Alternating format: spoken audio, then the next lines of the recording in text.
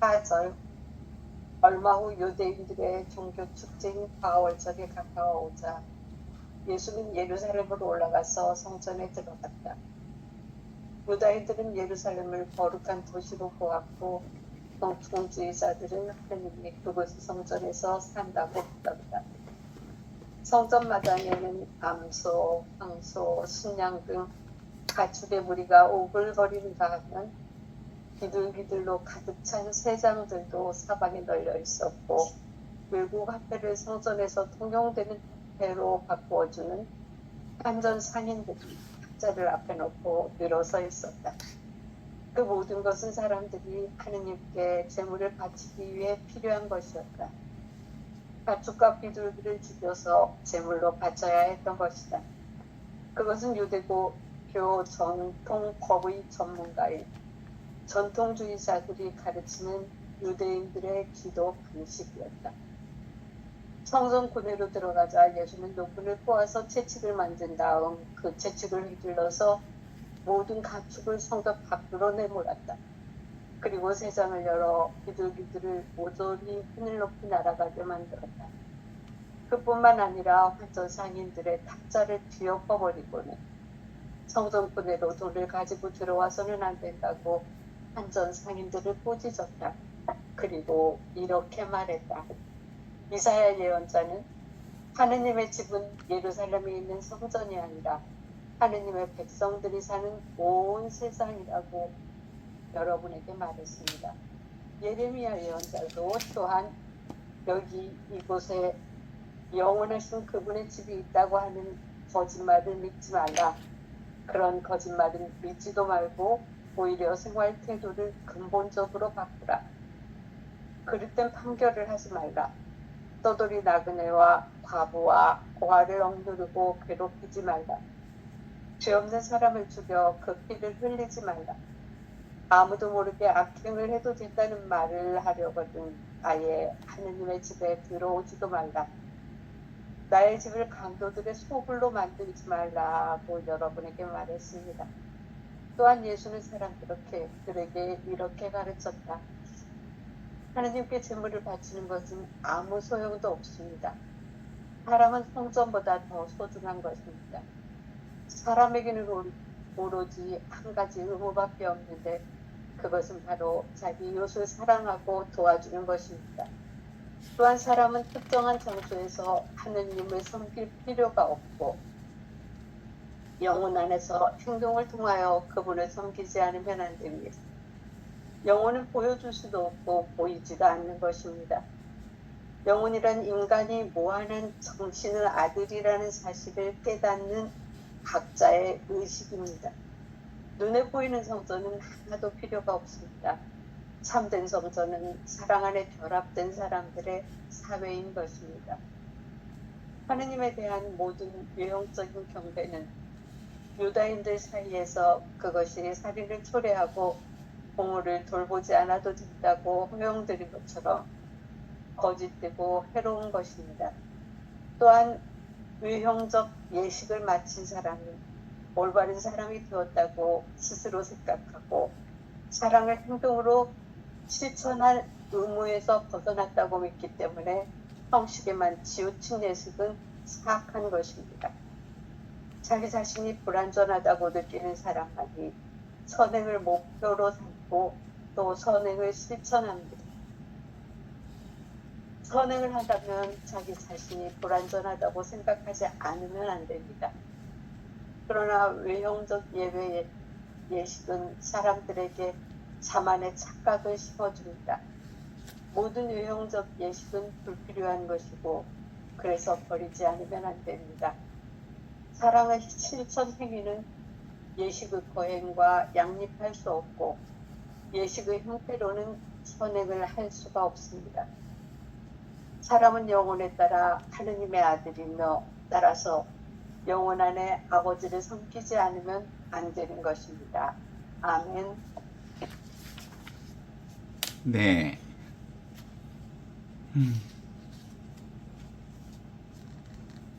톨스토이 복음서 2장 4절. 2절 4절 읽으면 성전에 대한 가르침이잖아요. 사복음서에서 다 나오는 복음서들인데 기억나는 거 있죠? 성전을 허물어라. 내가 사흘 안에 다시 짓겠다. 이런 얘기를 들은 적이 있죠. 그러니까 지금 구체적으로는 유대인의 종교 축제라고 말할 수 있는 바스카 축제, 뭘 보통 유월절이라고 하기도 하고 가월절이라고 하기도 하고, 그래서 유대인들의 최고 축제, 예루살렘 성전에 지어진 성전 안에서 유대인들이 에집트에서 노예살이 한 다음에 에집트의 노예살이로부터 탈출한 출애굽의 행사를 재현시키는 일이죠. 그러니까 하느님이야말로 우리 삶의 해방자이시다. 그리고 하느님이 우리 삶의 주인이시다. 그런 아주 핵심적 신앙 고백을 유대인들 공동체 안에서 함께 고백하는 행사가 바로 유월절이고 바스카 축제인데, 이것이 실제로는 그런 유대인들의 해방절을 말하기도 하면서 이 해방절의 유월절 축제가 얼마나 형식주의로 바뀌었는지를 너무 정확하게 보는 거죠. 기본적인 뜻은 하느님이야말로 우리 삶의 온전한 해방자시다. 우리 공동체, 유대 공동체를 온전히 해방시켜 주신 주님이시다라는 이 고백인데, 유대인들이 예루살렘의 거룩한 도시, 그래서 예루살렘이 바로 하느님이 계신 곳이라고 믿었어요. 예식이 굳어지면 그래. 맨 처음에 무슨 예루살렘 성전이 하느님이 산다고 믿었겠어요? 예루살렘 성전 안에서 이제 예식 중심, 성전 중심, 그리고 외형적 축제 중심으로 바뀌면서 삶은 빠지고 예식만 들어가고, 삶에서 나왔던 축제와 예식이 이제 외형적 예식 중심으로 이제 빠지면서 나타나는 형태들이죠. 그게 뭐예요? 하느님이 성전 안에만 산대. 처음에 그렇게 생각 안 했어, 누구더니. 그죠? 그런데 이 없이 계시는 하느님, 하늘로부터 내려온 살아있는 생명인, 생명 그 자체이신 하느님을 이제 성전이라고 하는 공간적 장소 안에 한정 짓는 인간의 오류를 정확하게 짚어주신 사건이거든요. 하느님은 가둘 수 없어, 이 공간 안에. 말도 안 되지. 그리고 구체적인 시간 안에, 지금 이 순간에만 존재하고요, 하느님. 지금만 존재하고요, 여기만 존재하고요, 이 순간만 존재하시는 하느님이, 시간과 공간을 초월하신 하느님이 어떻게 성전 안에만 머무를 수 있냐고. 이제 이런 성전 중심의 신앙이 어디까지 와버려? 지금의 신앙인들 안에도 그렇게 묶여있어. 성당에만 하느님 있다면 싫어. 뭐 교회에만 하느님 있다면 싫어. 말은 그렇게 공식적으로는 안 하지만 그런 착각을 불러일으킬 만한 상황으로 사람들을 유도하지. 그 다음에 이제 성전에다가 제물을 봉헌하는 방식으로 얘기를 하는데, 제물이 뭐예요? 황소, 염소, 순양, 가축무리, 그 다음에 가난한 사람들은 비둘기나 이런 것들을 이제 그 제물로 봉헌을 하는 부분들이, 실제로는 이제 이 제사 방식의 제물을 봉헌한다는 건 어디에서 출발하는 일이겠어요? 미신적 행위가 근거로 남아 있는 거예요. 제물이 뜻하는 건 뭐냐면, 자신들의 죄를 대신해서 이 죽어야 할 죄는 누가 졌어? 인간이 졌고 우리는 죄인이야. 그래서 죽어야 할 죄인이야라고 고백하고 나를 대신해서 죽어줄 짐승을 신에게 바침으로써 하느님께 바침으로써 하느님의 노여움을 씻어낸다. 뭐 이런 뜻 아니겠어요? 그 얘기는 근본적으로 뭐가 들어있어요? 미신적 행위가 들어있죠, 사실은. 무슨 잔재가 들어있어? 재물을 바치는 잔재가 들어있죠. 옛날에 이제 온시신앙으로 한번 들어가면, 온시신앙은 사실상 인간이 되게 나약한 존재이기 때문에 근육질도, 그리고 멀리 보지도 못하고, 그리고 사실은 털없는 원숭이처럼 사실은 얼마나 약한 존재예요. 귀도, 눈도, 코도, 입도, 육체도, 멀리 뛰기도, 달리기도 당대의 짐승들보다 약한 부분들이 얼마나 많아요? 인간들 낳아봤자 거의 1년을 가까이 엄마 품에다 키워야 비로소 조금씩 거들뚱말뚱한 인간들인데 그것에 비해서 짐승들의 센 짐승 앞에 두려움이 좀 있죠. 좀 있는 게 많이 있었죠. 자연 안에 사는 인간은. 그래서 늘 큰 존재 앞에 자신의 생존의 두려움을, 죽음의 두려움을 보호받기 위해서 어떤 신을 상정하고 신께 제물을 바치고 그럼으로써 자신들의 삶을 유지하겠다고 하는 미신적 요소가 충분히 있어요. 그 중에 하나가 남아있는 게 이제 재물봉헌이지. 안 그렇습니까? 그쵸? 실제로 그런 의미에서 예수 그리스도의 십자가의 죽음을 통한 그 인간의 죄사함이라고 하는 구원 요소라고 하는 게 사실은 무슨 흔적이 들어있어? 과거의 제사 전통의 흐름이 들어있는겨. 그런 흐름에서 실제로는 당대의 의식으로서는 출애굽기의 10가지 재앙 중에 마다들이 죽는 재앙인데 너희들의 마다들이 죽지 않으려거든 양의 피를 문지방 안에 발라놓으면 너희들은 죽음으로부터 벗어날 수 있다.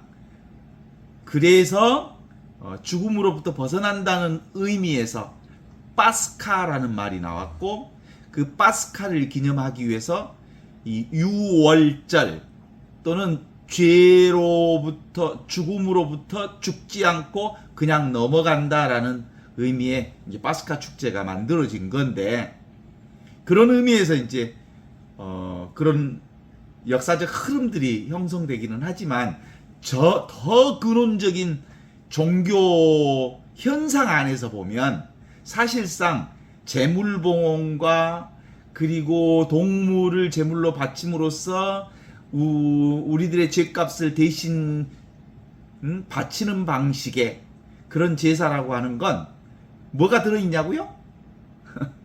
기본적으로 그 안에 핵심적으로는 미신적 요소가 들어있는 거죠. 이런 과정들을 그 안에 담재해 놨는데 이 예식을 수행하는 과정에서 보니까 이제 동물을 사야 될 거 아니에요. 그래서 이제 동물을 양소나 암소나 황소나 순양이나 뭐 비둘기나 요것들 파는 사람들이 있어.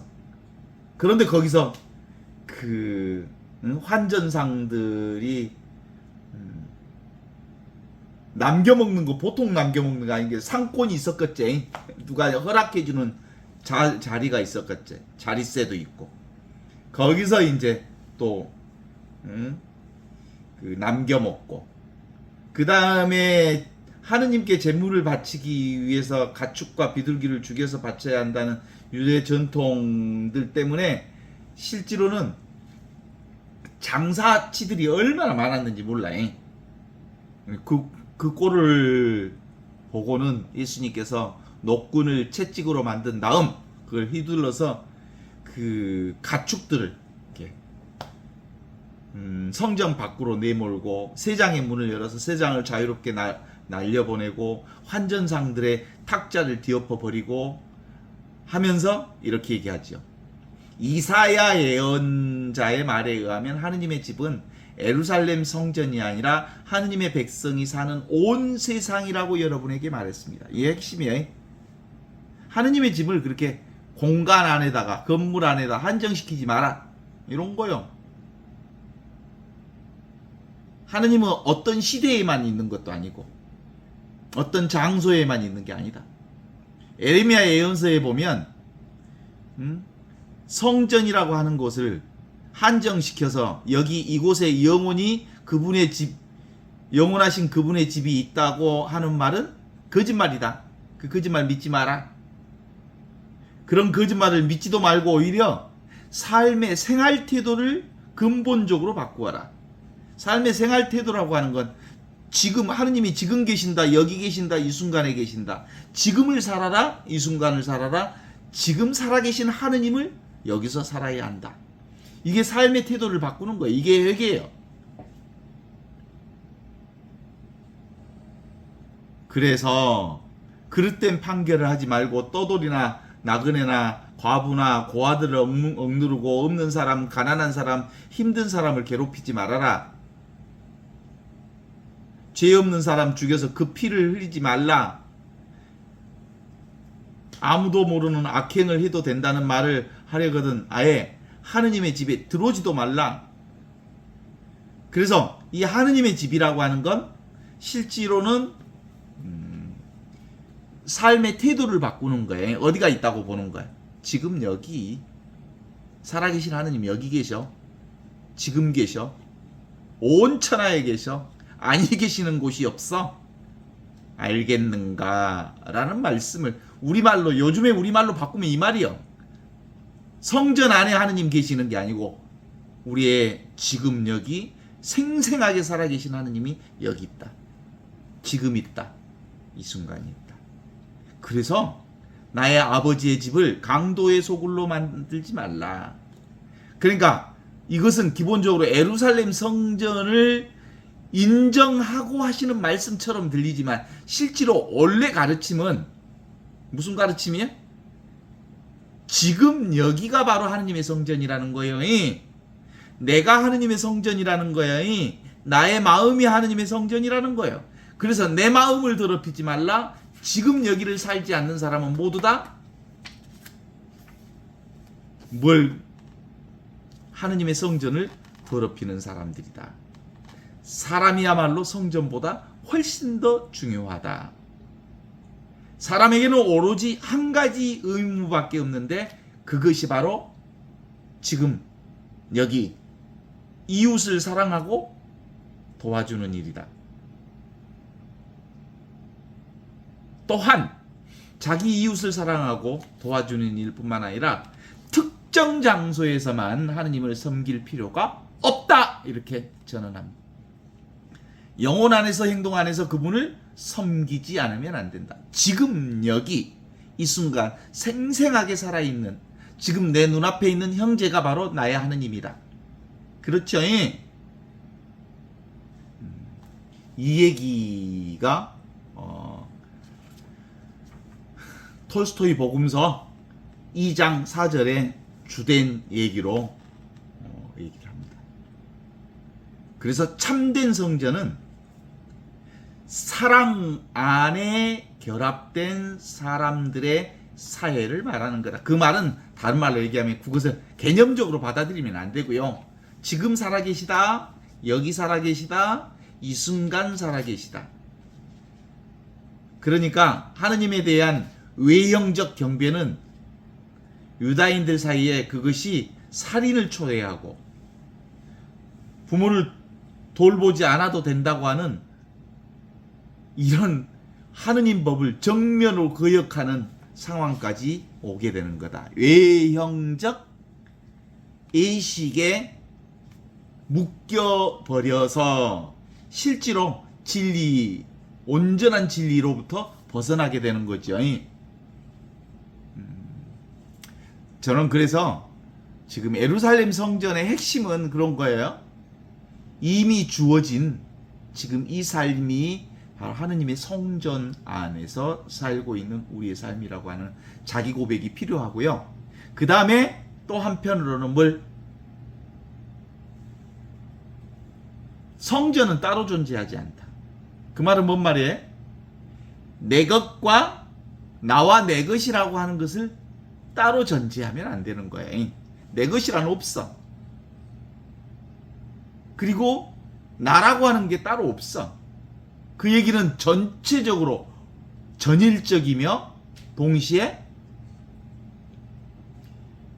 온전히 통합적인 방식으로 보편적 하느님이 지금 여기 살아계시다는 것을 드러내는 거예요. 특별한 게 아니야.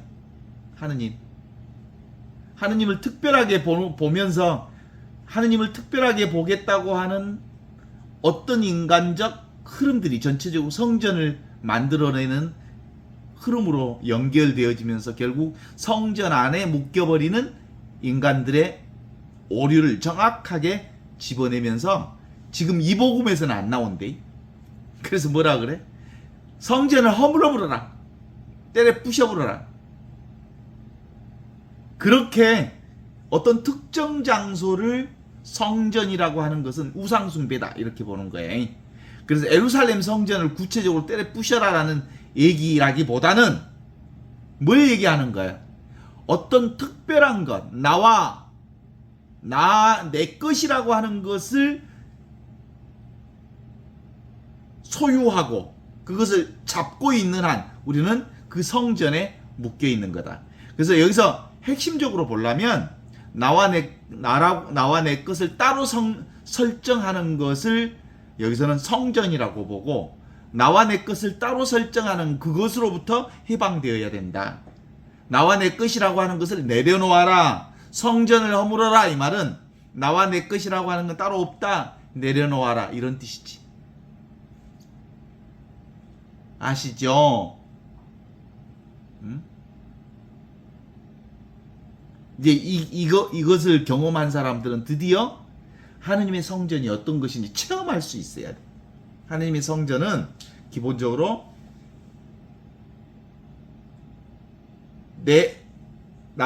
나와 내 것이라고 하는 어떤 것에 갇혀 있는 것으로부터 완전히 해방된 어떤 경험이 있는 거예요. 통밑이 확 빠지는 듯한 그런 체험. 아, 이거구나. 어디에도 걸림없는 경계가 없고 울타리가 없고 그리고 따로 어떤 것을 특별하다고 설정하지 않는 그런 경험들이 있는 거예요. 그 옛날에 이게 통밑이 빠진다는 게 그런 거 있잖아요. 옛날 나무로 이렇게 만들어 놓은 통이 있어. 물통도 있고 옛날에 뭐 이렇게 똥통 질통이 있어. 거기에 밑에 있는 요게 퉁 빠져버리면 그걸 넣는 것 무엇을 넣어도 다 밑으로 빠져버리잖아. 경계 없이. 이런 내 안에 내 몸 안에 갇혀 있는 어떤 것이 통밑이 똥 빠지는 느낌이 든다는 건 완전히 나와 내 것이 하나도 없는 제로 상태, 이런 경험을 하는 게 통밑이 통 빠지는 경험이라 그래. 이게 바로 진짜 하느님의 경험이거든요. 어떤 경계도 나를 가리울 수 없는 그런 완전히 통밑이 확 빠지는 경험. This is it. 바로 지금, 바로 여기, 바로 이것이 바로 어떤 경험도 없는 살아계신 하느님이 사는 그 경험. 그래서 이 순수의식의 경험이 바로 성전에 대한 경험이에요. 어디에도 갇혀있지 않는 진정한 하느님의 성전은 이런 거예요. 순수의식. 순수의식이라는 말은 무슨 뜻이겠어요? 의식이라고 하는 것이 따로 어디에 존재하지 않고 전체가 하나의 의식으로 존재한다는 거거든요. 의식이 따로 없다는 말이에요. 순수의식은 전체가 하나의 의식으로 존재한다는 거지. 그래서 내 의식이 아닌 따로 존재하는 의식이 없다라고 하는 게 순수의식이고, 그 순수의식이 바로 하느님이에요. 하느님. 하늘로부터 내려온 살아있는 생명이 바로 이 순수의식의 생명이고요. 이게 바로 하느님의 성전 그 자체를 얘기하는 거예요. 이제 언어에 쫓기지 마세요. 하느님의 성전이 뭐예요? 이거예요, 이거. 의식이요, 의식. 이 하나의 의식. 어디에도 걸림이 없는 지금 여기 이 나. 근본적으로 무슨 체험이야, 하느님은? 하나인 체험을 하는 거잖아요. 이온성이라고 하는 것은 내가 따로 있으니까 네가 따로 있는 거잖아.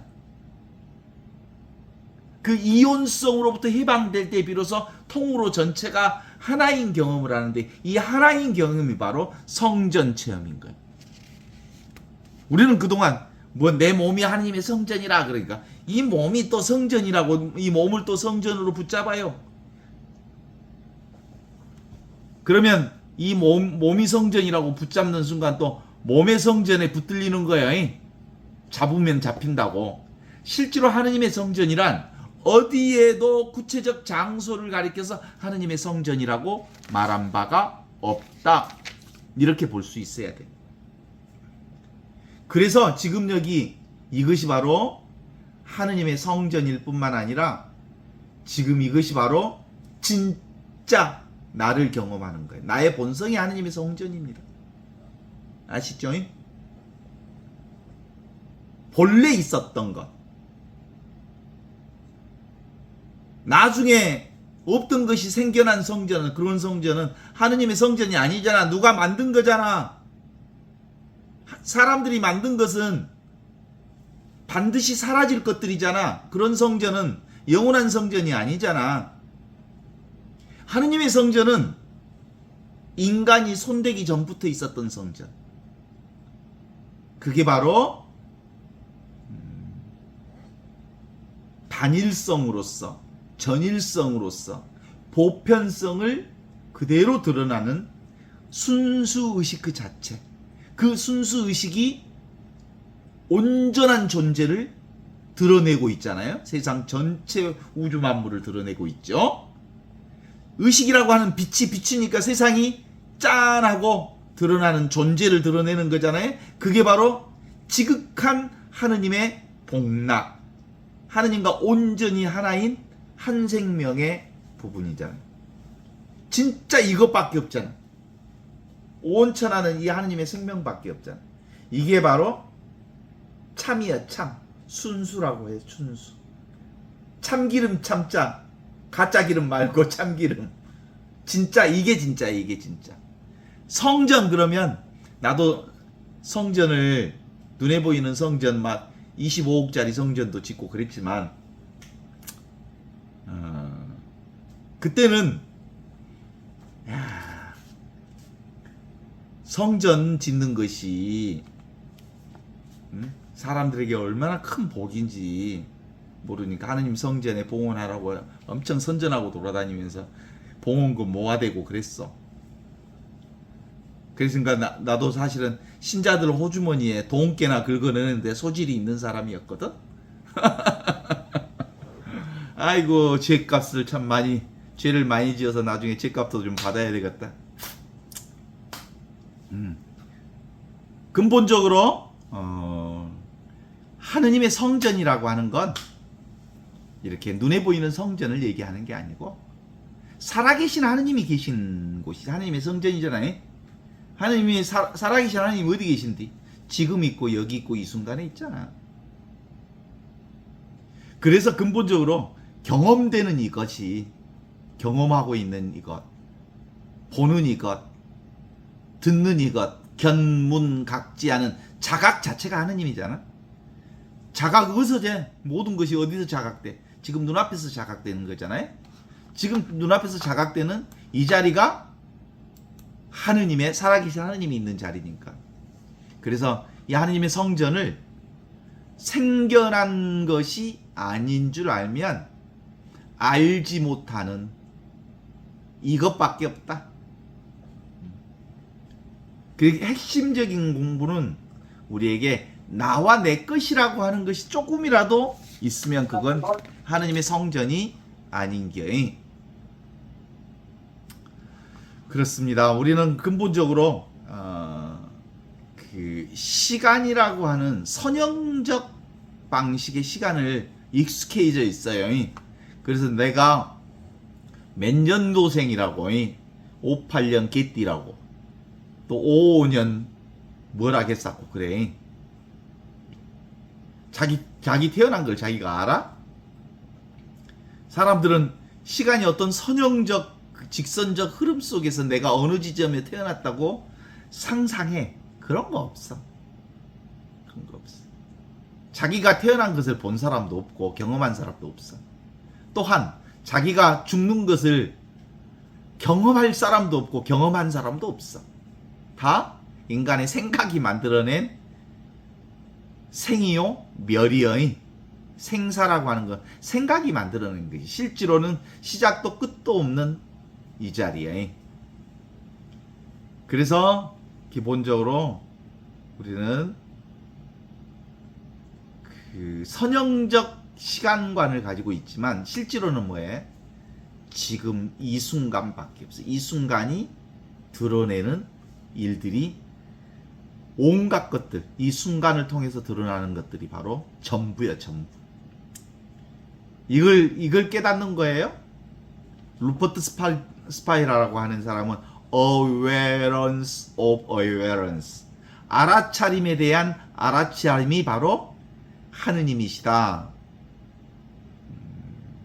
보는 자도 없고 보는 대상도 없고 그냥 경험될 뿐이에요. 왜냐하면 이 순간만 있으니까.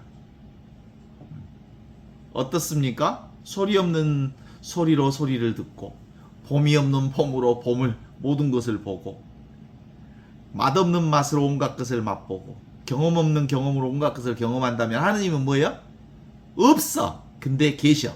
그게 하느님이야. 그게 바로 지금 이 순간에 계신 하느님이지. 그래서 요한복음 1장이 얼마나 소중한 말씀인지 아시겠죠? 천지가 창조되기 전에 말씀이 계셨다. 이 로고스 말씀이 있었고 이 모든 것은 이 말씀을 통해서 생겨났고 이 말씀 없이 생겨난 것은 아무것도 없다라고 말하는 이 자리가 바로 하느님의 자리인 거지. 어떻습니까? 어떤 선생님이 그 얘기 하대. 얘들아, 보통 그 여름에 5교시, 6교시 때 아이들이 거의 머리 책상에다 머리 박고 잔대. 그럼 깨는 방법이 그랬대.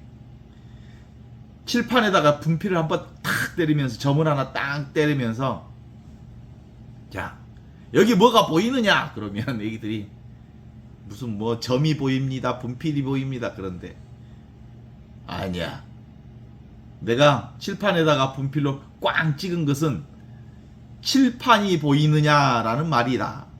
이렇게 얘기를 하는 거예요. 사람들은 대부분 칠판 안에다 점을 찍으면 점만 보지 칠판은 안 보거든? 그죠? 그래서 기본적으로 우리의 본 성품이라고 하는 건 뭘 얘기하는 거예요? 그 점 같은 어떤 개체를 드러내기 위해 바탕으로 설정된 뭐요? 칠판.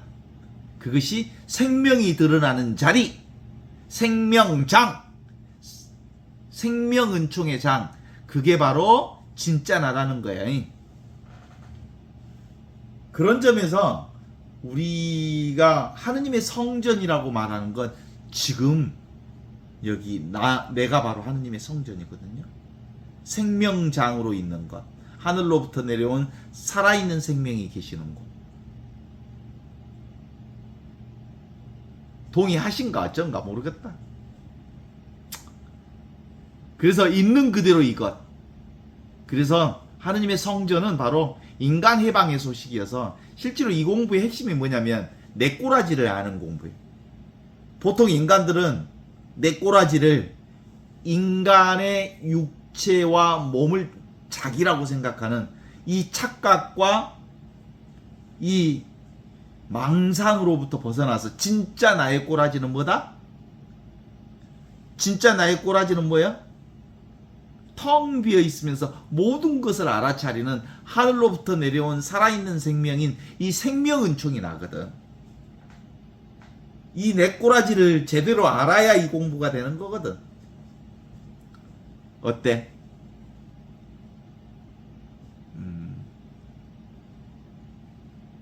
이 자리는 여러분 너무 잘 알죠? 배고프면 배고프면 밥 먹고, 잠이 오면 잠자고, 목이 마르면 목이 마를 줄 아는 것을 아는 그것. 이게 바로 생명이거든요. 그러니까 우리는 맨날 그걸로 살잖아요.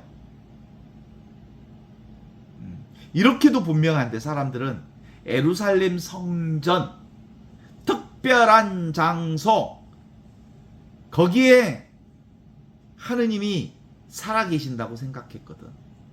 그래서 이 하느님이 현존하는 장소인 예루살렘 성전에 인간들이 전부 모여서 하느님께서 우리를 구원해 주셨다고 그 해방 역사를 기념하기 위해서 만들어진 유대 축제의 파스카 축제를 위해서 온 유대인들이 예루살렘 성전에 모였거든. 그건 너무 아름다운 일들이거든요. 우리 삶의 해방자이신 하느님을 공동체적으로 고백하는 이 요소니까. 그런데 그것이 예식으로 굳혀지면서, 그리고 유대 축제로 굳혀지면서 아예 예루살렘 성전에만 하느님이 묶여 있는 것처럼 착각함으로써 인간들의 허구적 축제 행렬을 예수님이 본 거죠.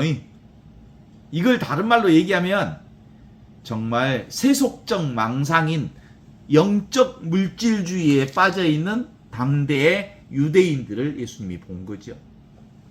가만 놔두겠어 예수님이 그런 사람들을? 한바탕 하느님이 따로 있다고 생각하고. 그런데 그런 DNA가 우리 인간에게는 있어요. 거룩한 것 안에 하느님이 계신다. 거룩한 것을 따로 설정해. 진리가 따로 있다. 하느님이 따로 있다.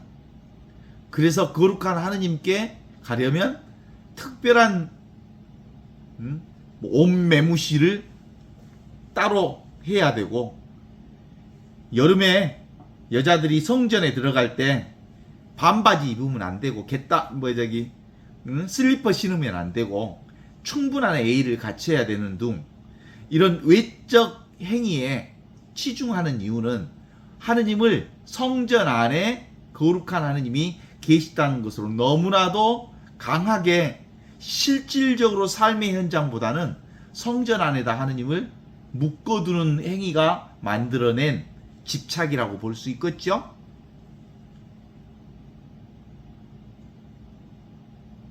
어때요? 그런 거 없어요? 따로 하느님만 계시는 거 없어요? 하느님은 어디 계셔? 아니 계시는 곳이 없어. 그래서 주어진 이대로 있는 그대로 사는 것이야말로 진리를 사는 최고의 방법인 거예요. 나와 내 것이란 1도 없다. 나와 내 것을 따로 있다고 잡는 순간 그건 허구다. 그래서 이건 근본적으로 예수님의 무경계, 그 다음에 무차별, 그리고 경계 짓지 않는, 울타리 짓지 않는 하느님이 드러내신 복음 말씀이 바로 이런 방식으로 드러나는 거예요. 우리 어린아이들, 집착 없는 어린아이들 있죠? 막 다 줘버려. 먹을 거 있으면 엄마 이거 먹어, 친구 이거 먹어, 다 줘. 그렇잖아요? 그런데 아이들 중에도 내 것을 또 되게 나와 내 것을 챙기는 놈이 있어. 어렸을 때부터. 내 거야! 안 돼! 내 거야! 가지고 오지 마! 내 거야! 이런 애들이 있어. 그게 바로 나와 내 것을 챙기는 훈련을 시작한 거예요. 벌써 꼬마 때부터. 근본적으로 진리는 나와 내 것이 없다. 온전히 열린 존재가 바로 하느님의 존재로 사는 거고, 그 존재를 사는 유일한 이유는 온 천하가 경계 없이 하느님의 성전으로 드러나 있기 때문이다. 어때? 동의하십니까? 이제 이 열린 존재가 바로 그 이온성을 극복한 거예요. 인간은 근본적으로 이 둘로 나누는 이온성이라고 하는 분별망상의 어떤 점으로 보면 거의 불치병에 가까운 병이야 이거. 하나로 도무지 볼 수가 없어. 나와 내 것을 늘 챙기고 나와 남을 나누고 성과 악을 나누고 밤과 낮을 나누고 남자와 여자를 나누고 미추를 나누고 그래서 취하고 선택하는 것이 너무 몸에 배어 있어서 이 하나로 보는 훈련이 이건 성령을 통해서 이거 깨닫지 못하는 한 이 이온적 분별 망상의 생각이라고 하는 이 불치병을 치유하기란 거의 불가능해. 아시죠? 그래서 이 공부는 뭐예요? 예수님을 만나면 내 꼬라지를 알아이. 내 꼬라지는 뭐예요? 나와 내 것이 따로 없다는 이 놀라운 깨달음으로 들어가는 거예요. 그러면 모든 것이 나로 보이잖아. 나 아닌 게 없잖아요.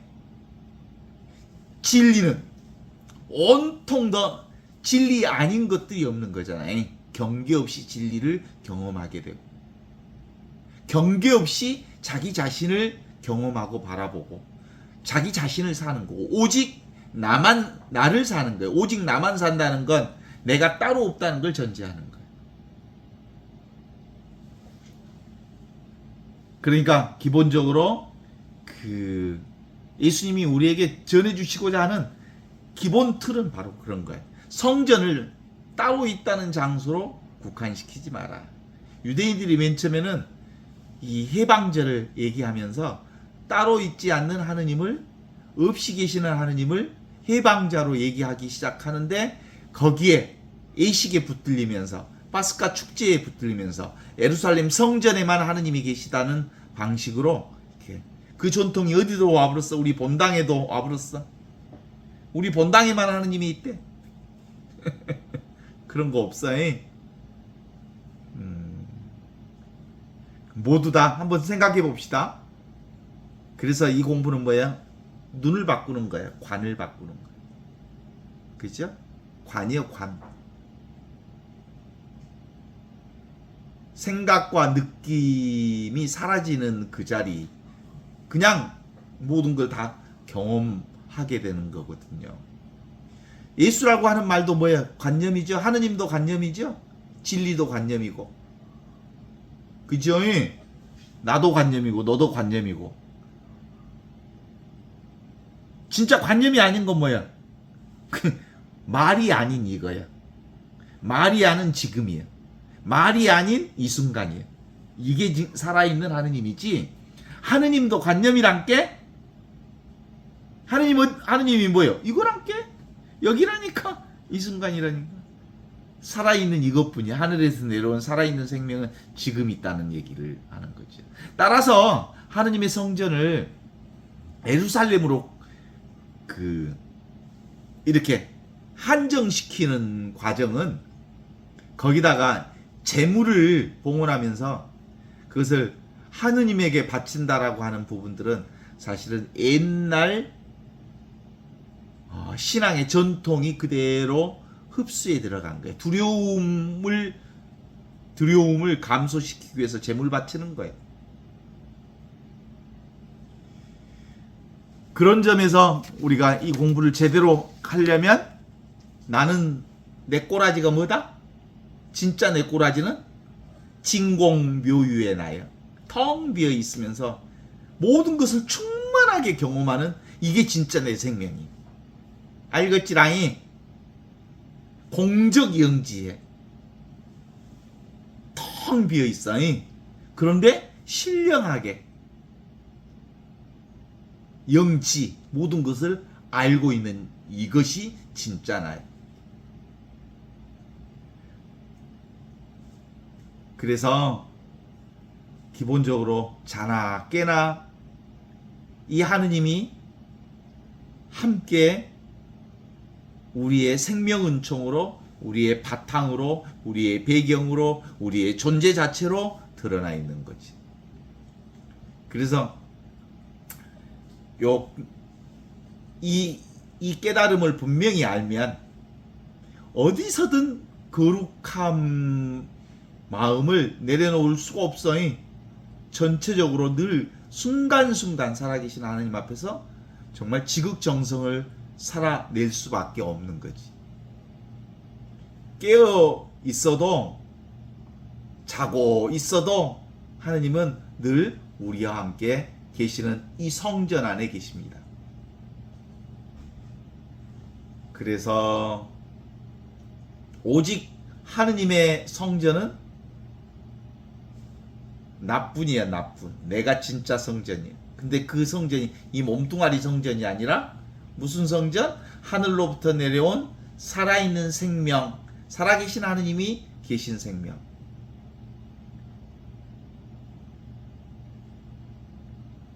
이 믿음이 우리를 정화시켜 주시고, 이 믿음이 우리를 빛을 내려주시고, 이 믿음으로 우리를 하느님과 온전히 하나 되게 해주시는 거 아니요? 그런데 이 믿음이 안 생기니까 자꾸 사람들은 몸을 정화해야 된다 그래. 그래서 몸을 깨끗이 씻어야 된다 그래. 그러니까 뭔가 보여주는 행위를 해야 내가 깨끗해지고 내가 온전히 정화되고 그 다음에 완전히 하느님과 일치되는 삶을 산다고 보는 거지. 그래서 몸의 정화에 아주 중요하게 포인트를 두는 종교단체들은 관장을 해야 된다, 채식을 해야 된다, 단식을 해야 된다, 그리고 생각을 지어내기 위해서 명상을 해야 우리가 깨끗하게 된다. 뭘 해야 거룩해지고 깨끗해지고 정화된다고 보는 거예요. 그런 행위를 통해서 우리가 정화되지 않아. 뭘 통해서 정화돼? 지금 여기 이 순간 생생하게 살아계신 하느님을 믿는 그 믿음이 우리를 정화시키는 거예요.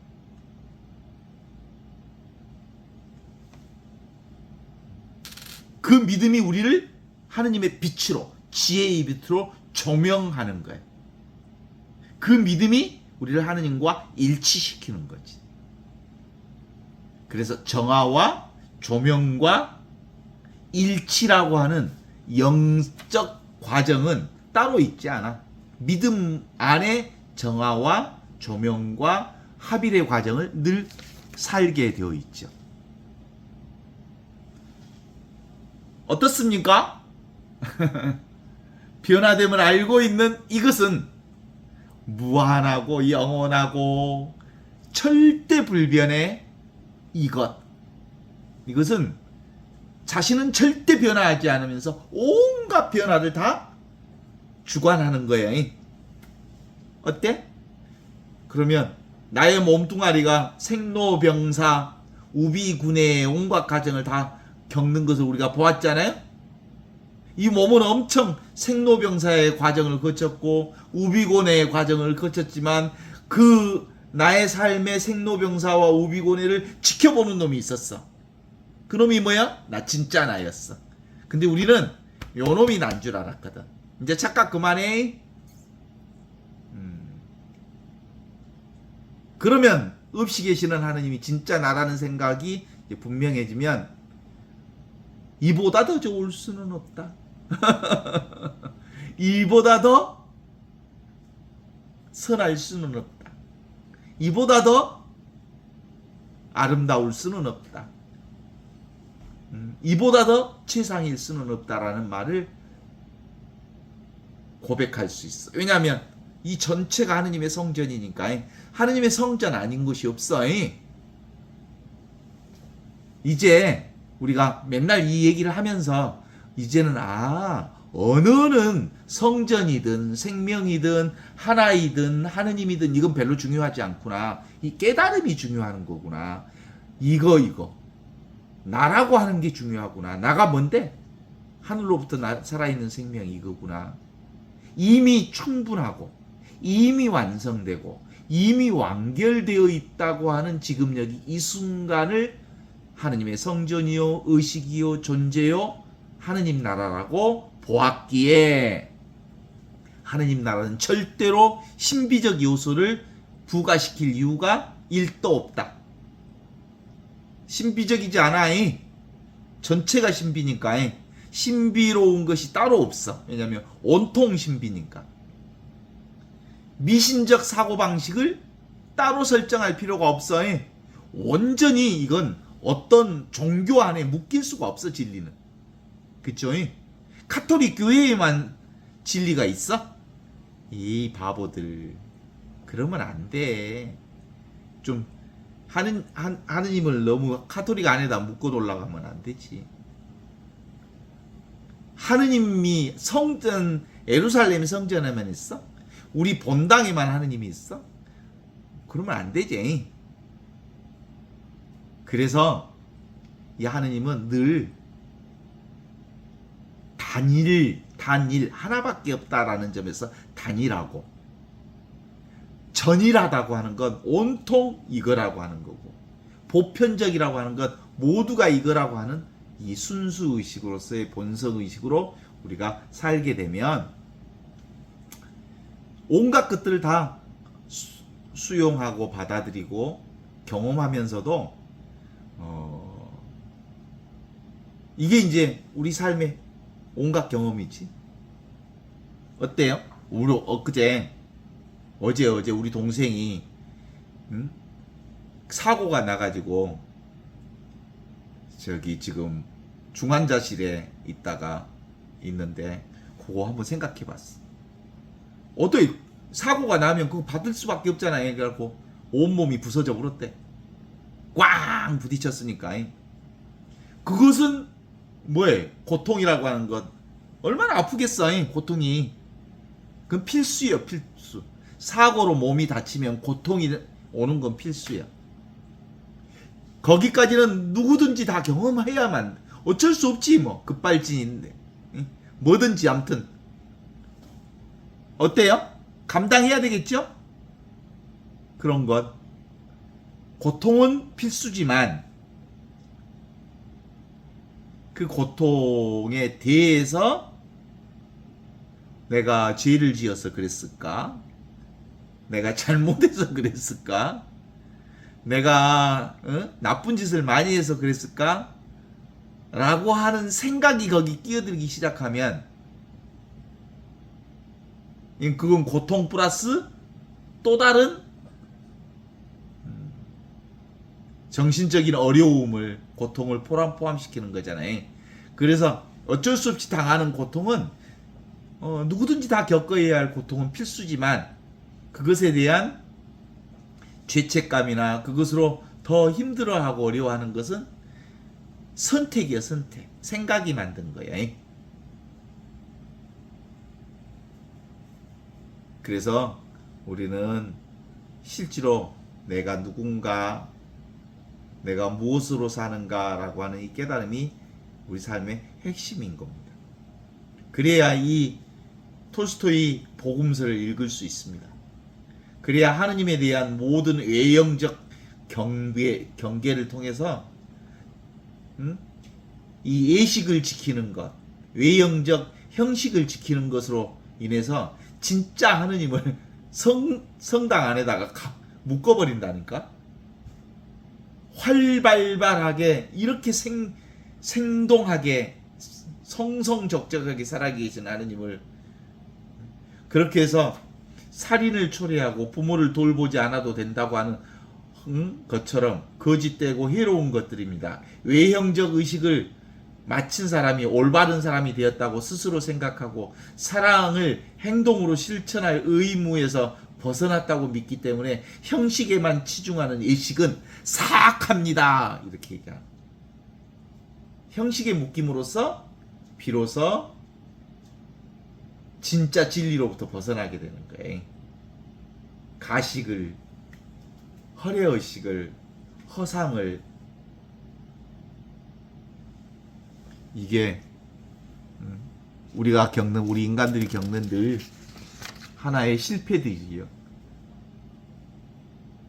그래서 무엇을 해야 비로소 하느님께서 좋아한다라는 방식의 이런 인간의 허례의식으로부터 내려놔야 돼. 멈추면 보이는 것들. 얼마나 멋진 말인지 몰라. 인간의 행위를 내려놓으면 온통 하느님의 은총과 축복 안에 살고 있는 우리를 경험할 수 있는 거죠. 그래서 우리는 기본적으로 바람을 불게 할 수는 없어. 그렇지만 불어오는 바람이 우리 방 안에 들어올 수 있도록 창문을 열어둘 수는 있어. 그게 바로 지금 이 순간을 살아가는 우리들의 몫이지요.